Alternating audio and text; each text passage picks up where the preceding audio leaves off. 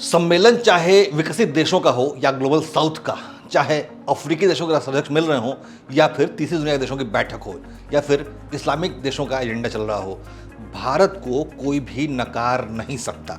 ये भारत की बढ़ती ताकत का सबूत है। तीसरी बार शपथ लेने के बाद पीएम मोदी एक बार फिर से दुनिया के 7 सबसे विकसित देशों के मेहमान बनकर इटली पहुंच गए हैं। नमस्कार, उदय इंडिया में स्वागत है आपका। मैं हूं अंशुमान आनंद। दुनिया के सबसे शक्तिशाली और विकसित 7 देशों की यानी G7 की बैठक इटली के अपुलिया शहर में आयोजित हो रही है। हालांकि भारत G7 का सदस्य नहीं है, लेकिन आउटरीच देश के तौर पर इसको आमंत्रित किया गया है। इस दौरान पीएम मोदी आउटरीच सत्र में शिरकत करेंगे और इवेंट से परे कई वैश्विक नेताओं से मुलाकात भी करेंगे।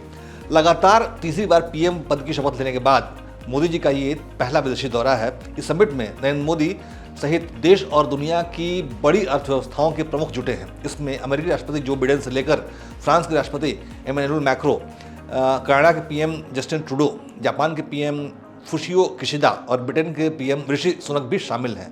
पीएम मोदी शुक्रवार तड़के G7 समिट के आउटरीच सेशन में हिस्सा लेने के लिए इटली के अपुलिया में पहुंचे।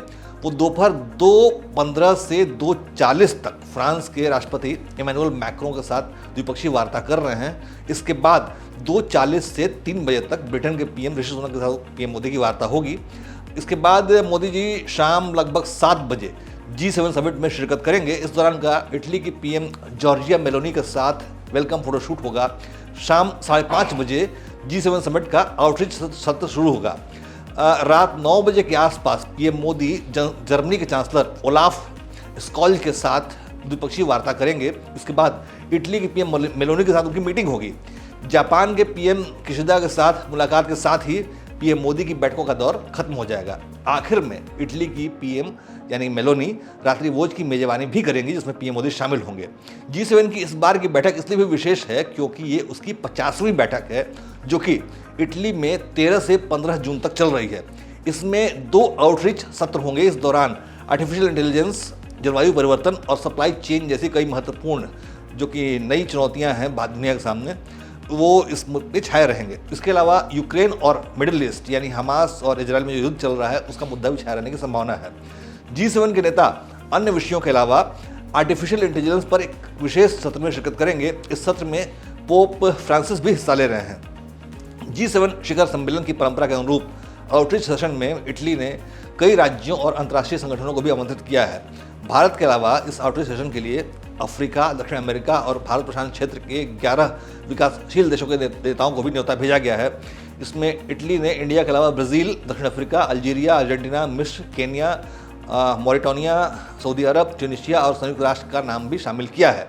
हालांकि यूरोपीय संघ G7 का मेंबर नहीं है, लेकिन ये वार्षिक शिखर सम्मेलन में हिस्सा लेता है। इस बार के G7 शिखर सम्मेलन के मुद्दे इंडो पैसिफिक, अफ्रीका, जलवायु परिवर्तन, पर्यावरण, शरणार्थी समस्या, आर्टिफिशियल इंटेलिजेंस से जुड़े रहेंगे। G7 में America, Britain, France, Italy, Germany, Canada और जापान शामिल हैं। इटली वर्तमान में G7 की अध्यक्षता कर रहा है और शिखर सम्मेलन की मेजबानी भी कर रहा है। G7 के सदस्य देश वर्तमान में सकल वैश्विक घरेलू उत्पाद का लगभग 45% और दुनिया की 10% से अधिक आबादी का नेतृत्व करते हैं। आर्थिक मुद्दों पर अपने शुरुआती फोकस से G7 धीरे धीरे शांति, सुरक्षा, आतंकवाद विरोधी, विकास, शिक्षा, स्वास्थ्य, पर्यावरण और जलवायु परिवर्तन समेत प्रमुख वैश्विक चुनौतियों पर समाधान और सर्वमान्य हल ढूंढने के लिए विचार का एक नया मंच बन गया है। पिछले कुछ सालों से भारत लगातार G7 की बैठकों में मेहमान के तौर पर शिरकत कर रहा है, क्योंकि दुनिया के ये 7 शक्तिशाली देश जानते हैं कि वो भारत एक पॉजिटिव एनर्जी वाला देश है और वो जानते हैं कि भारत को शामिल किए बिना दुनिया का कोई भी मुद्दा आगे बढ़ नहीं सकता है, क्योंकि भारत में नरेंद्र मोदी की सशक्त सरकार है। जय हिंद, जय भारत।